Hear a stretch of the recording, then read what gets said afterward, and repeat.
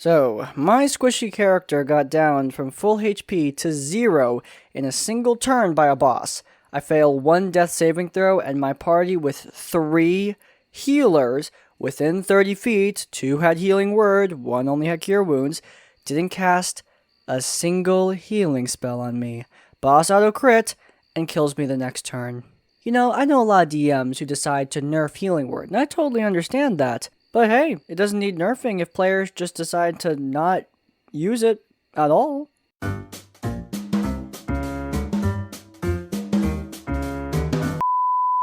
I finally learned my lesson. No D&D is better than bad D&D. Problem is, it took me forever. I stayed in my terrible group for so long, and now I feel like I wasted so much time. I could have spent it playing Raid Shadow Legends.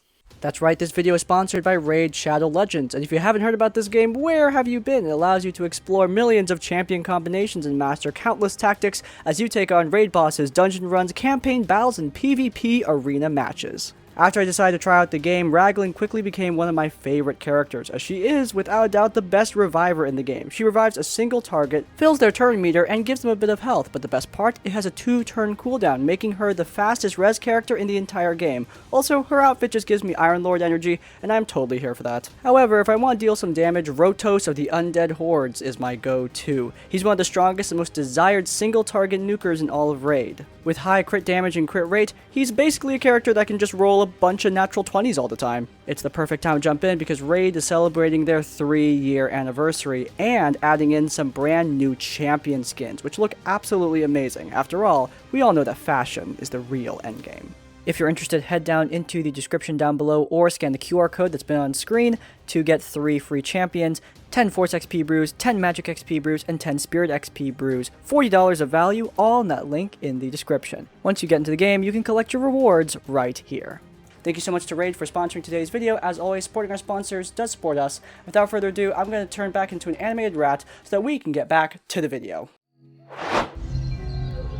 I am a dungeon master for a game of Dungeons & Dragons that I host at my house for friends every other weekend. I hosted for 5 friends, and recently one of my friends moved away, and some of my other friends knew a girl named Jessica that seemed interested in playing. Each week, some of my friends would bring their non-playing partners around. They'd chill while we play, and after the game, we all hang out and have a few drinks. This week, Jessica brought her boyfriend, James, for the first time. My girlfriend Allie was there too, and during the game, I was just focused on DMing, but when we wrapped up to hang out and drink, a few things happened. 1. Allie told me that James kept on talking about liking lesbian porn, and he kept looking at her, and it was a weird vibe, since she and I were the only lesbian couple there. 2. James was joking about which of our D&D characters had the best tits, and then he made a comment about how my tits were better than my characters. 3. James asked if I was pissed off that Allie's D&D character had an in-game NPC husband. I said, no, it's just a made-up story. His girlfriend Jessica did not hear any of this. He changed his tune when she was within earshot, so I wrapped stuff up early because of him. And I was kind of pissed off and drunk, so I, perhaps inadvisably, texted Jessica that same night. I'll just quote it directly. Hey, it's been great having you in the party, but could you avoid bringing James to my house again? Oh, how come? You're okay with everyone else's girlfriends and boyfriends? I just want to focus on the game in the future, and he said some stuff that kind of stressed me out. He was in the other room when you were DMing. What are you talking about? Some stuff he said afterwards made me uncomfy, enough to end the party early. I'm just not okay with him coming to my house again. Will you just tell me what he did? Look, he said too much sexual garbage about me and my girlfriend. I'm not comfortable with hearing those kind of comments again, and I'm not letting anyone come into my house and harass my girlfriend that way. So basically, you're still welcome, but I'm just not comfortable with you bringing him around. She did not answer that text, and I fell asleep. But then, I found out that she told the rest of the group, saying how inappropriate it was of me to ask her for help there, and not even trying to break the news in a kind way. I feel like I kinda get that, but I also feel like if you invite someone along to another person's home, you're responsible for them, and if the host asks you not to invite them back, you need to respect that and not argue and act entitled to bring them around just because other boyfriends and girlfriends are invited. Am I the asshole for how I handled things with my new D&D player and her creepy boyfriend? Another Am I the Asshole? Well, the verdict is, drumroll please, not the asshole! Guys, jokes are fun, they're great, but, you know, if you're making such jokes to make someone uncomfortable to this degree, it's not fun for anyone in your immediate vicinity. And yeah, I guess you could say that this person should talk to James directly about this, but with the context of the jokes and the content of them, I would probably try to avoid that confrontation myself. Asking his girlfriend simply to just not bring him to the house, I don't think is a big deal. I don't even think that the guy would mind not going to the home that much, especially since he's not actually part of the D&D group, he was just along for the ride. I also get having an attachment to a significant other, well, I mean, I don't get it, but I, understand the concept. However, when your significant other is making such comments and making people visibly uncomfortable, then you definitely have a problem. And I think the least you can do is just listen to the homeowner. I mean, baseline, it is their home. So this happened 10 plus years ago and always sat with me as one of the biggest abuses of a GM on player thing. The redacted is more for funsies, I took out the redacted by the way, because it is a group of homegrown budget black ops hunter operators doing stuff. System is World of Darkness. If you're not familiar, it uses d10s for everything. You roll a predetermined amount of d10s and count up the 8s and 9s and 10s. You get to re-roll 10s as well. Backstory. I accidentally made a combat beast in the previous game. Honestly, accident. First time ever tabletopping. Story for another time, but the GM was pretty pissed about it. Setting: early 2000s, hunters kicking butt and killing otherworldly threats on the streets of Los Angeles. Think supernatural, but instead of different races, you have different organizations you come from. These organizations are less Agents of S.H.I.E.L.D. and more budget Men in Black types. My character, a reckless midlife crisis having trust fund baby. I tried to do good and fight the horrors of the night after generic, tragic backstory, painfully, embarrassingly generic. Someone in our game usually ends up being the bankroll. I figured I would be the sponsor this time. Also meant other players get more freedom to invest in skills and expensive gear and do cool stuff. After dominating combat in last game, I figured I could give others limelight opportunities. Let's call my character Jack. So the story. We just finished clearing out a nest of cultists and eldritch horrors at the Korean Friendship Bell. We took some time to spend our hard-earned experience. Staying away from combat perks, Jack opts to buy this cool ability from his hunter organization, Chiron. It replaces his eyes with the organ harvested from an actual devil. Functionally, Jack looks the same unless he uses it. Then his eyes do a funky Naruto anime thing. Mechanically, Jack can see emotions and auras, making it easier for him to spot supernatural things, deception, etc. Purely social advantage. The book suggests wearing sunglasses if you use it in public. Next up, the party meet with an NPC that is part of the Lucifuge, demonic touched people. Think Sam from Supernatural. Jack, eager to try out his new ability, activates it when we get near, mainly out of the new thing excitement, partly because the campaign has already had a habit of things are not as they seem. My character Jack also had sunglasses on. Nothing in the book says that this is detectable. I'm not trying to be a rules lawyer here, I'm just setting the stage. The drama. The GM claims that, without a roll mind you, the demonic-touched NPC is just instantly aware and deeply offended that Jack did that because... reasons? Something about the NPC being a lucifuge means they automatically know. The NPC calls Jack out, Jack apologizes, and gets all Don Quixote sheepish. Scene goes on. At the end, we were sent into what will be very obviously a combat scenario. On our way out, she asks that Jack stay back. He tries to decline, and Jack just continues to leave with his party. Without another roll, the GM just says, NPC stops Jack from leaving. Jack was very shy and abashed about being caught earlier, would never meet the NPC's gaze, etc., and GM says, she looks directly into your eyes and casts Gaze of the Penitent. GM NPCs have a habit of being stupidly OP, so the DC would be high. I roll 4 dice. I still remember this to this day. Out of the 4 d10s, I rolled an 8 and 2 10s. I got to re-roll 10s and came up with a 9. I got 4 successes, which is really good. Okay, Jack rolls 4 successes. What? I don't believe it. I saw you re-roll 2 of your d10s. You must have cheated. Things got heated. I was pissed at being called a liar. Ultimately, I agreed to re-roll just because whatever. This story will only move forward if you re-roll it and take the new roll. With the other 2 table mates watching now, I roll again. A 6, and I crap you not, 3 10s now. I re-rolled the 3 and get another 2 successes. With witnesses, I got 5 successes this time, which is the equivalent in our campaign to a nat 20 on a save. Regardless of the contest, if you pull 5 successes out, you make the save, period. Another player, he got critical success. He rolled 5 successes off of 4 dice.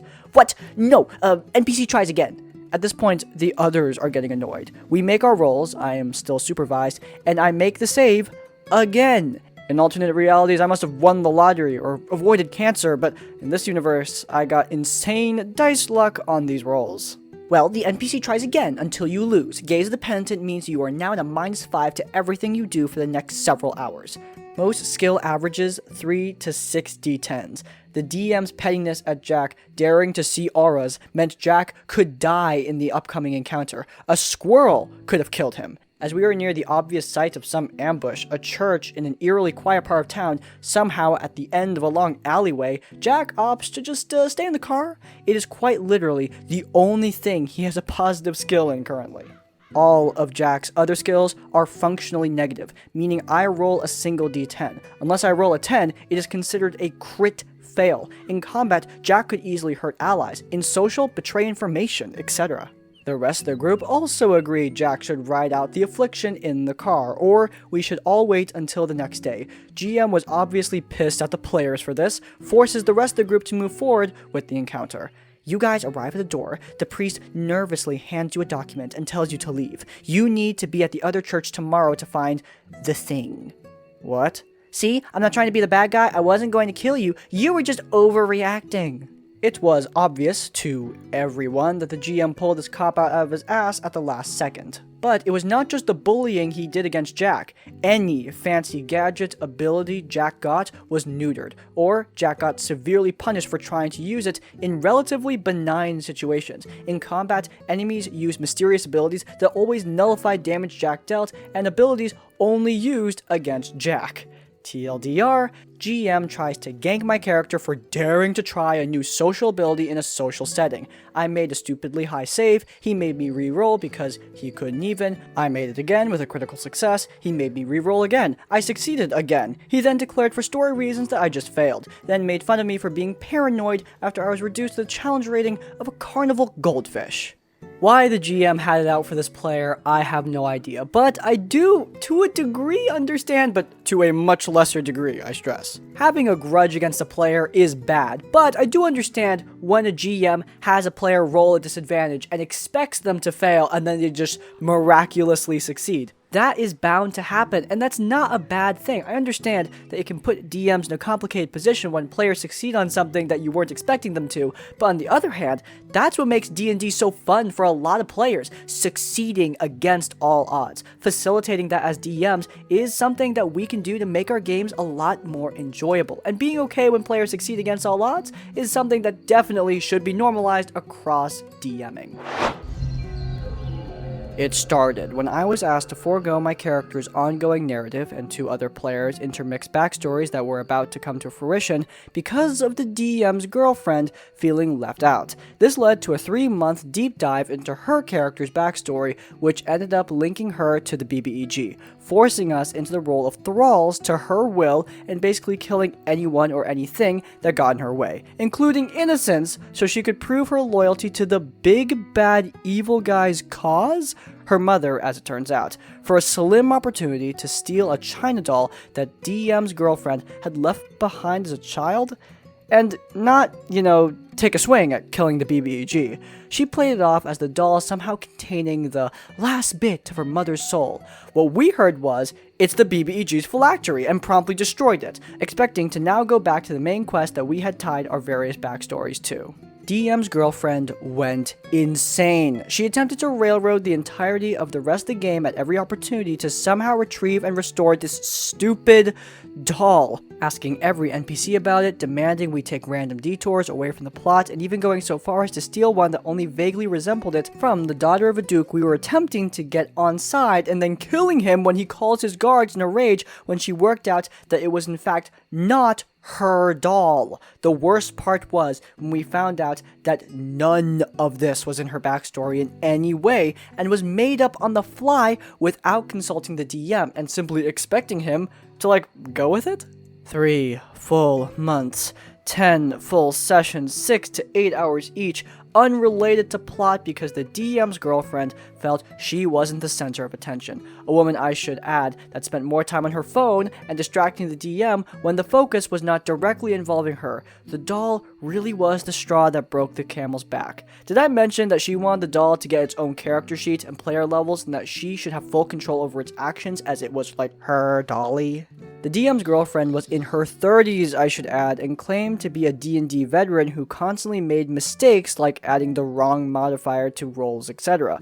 But it said on my sheet my modifier is plus 14 to my charisma, when it was pointed out that she should only be adding plus 2, or that jack of all trades did not instantly mean she had advantage on every roll with a, oh whoops, I already re-rolled it and can't remember what the old roll was. Suffice it to say, it got taxing to the point where the entire rest of the table refused to play until it was addressed.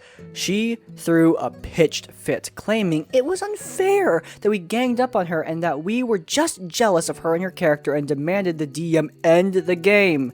He did not. They broke it off the next day, and the character ended up joining Mummy and being the last woman standing with her doll minion as a line of defense before we got to our final confrontation. It was cathartic, to say the least. Alright, we have another DM significant other story, and I'm not going to make a tabletop tavern tips on this because a lot of people have already talked about this, and I think the solution to this is also pretty clear.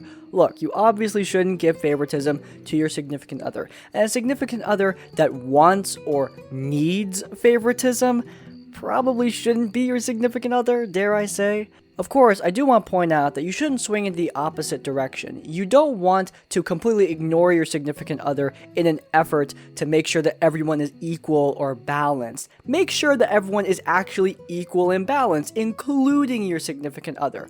If you're worried about favoritism, don't unfairly disadvantage your significant other just to make sure that they're getting their fair share. Instead, fall back on the rules and make sure to carefully comb through your plot to ensure that everyone is getting their fair time in the spotlight. Bit of background, this guy joined this girl's D&D group and, well, immediately fell in love, and this is his confession of love sent shortly after the session. And it gets pretty, well, you'll see. Hey sweetheart, I'm so sorry I didn't contact you. I was in a pretty bad place the last days because your WhatsApp seems to be broken, lovely. I missed you and your beautiful voice so much, sweetie. I gotta say, I was wrong about you females in D&D. It was so fun playing with you and seeing your pretty face. You know, as a gentleman, I like my females natural. All that makeup was for your character, but please don't put any makeup on next time. And don't make those extreme faces. It puts ugly wrinkles into your skin. I'm thinking about this right now, and I want you to know how important it is for you to take care of your skin. You're 22 and only have half a year left in your prime time. Your fertility will drop as well as your beauty, so you have to hurry up and stop ignoring me. I don't care about your degree as I pull in a 6-figure salary easily and I'm waiting another promotion. You will have an easy life with me because you won't have to work. That's basically what every female dreams of, and I hand you that opportunity on a silver platter. Also, you will be liberated from all the bad influence of chads around in your workplace wanting you to ride their dick carousel.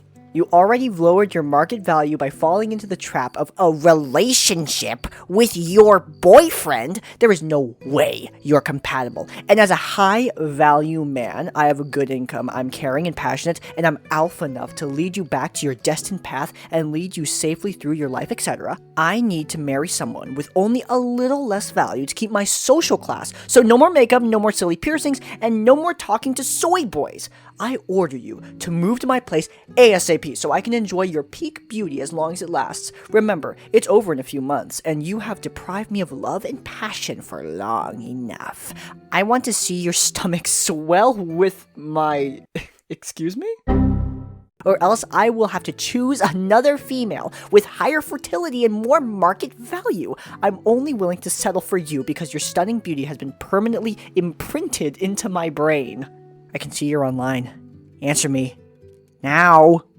Now! Stop ignoring me. You're just an entitled, ugly bitch that thinks she's better than everybody. You lead on the good and nice men, then shatter their entire lives just to feed to their superiority complex they got from boning feminism. Y'all feminists just ruin good men's life for fun. You ruin the good society we used to have. Some Chads deserve to be treated like crap from Stacy's, but I'm not Chad, and I fell in love with you because I could see your good genetics even under all that makeup, and you didn't immediately insult me after I complimented you. But not all men deserve to be treated like this, but y'all females just can't appreciate the nice things we try to do for you, and run to Chads with bad genetics only because he is 6 foot, and then end up as a single mom.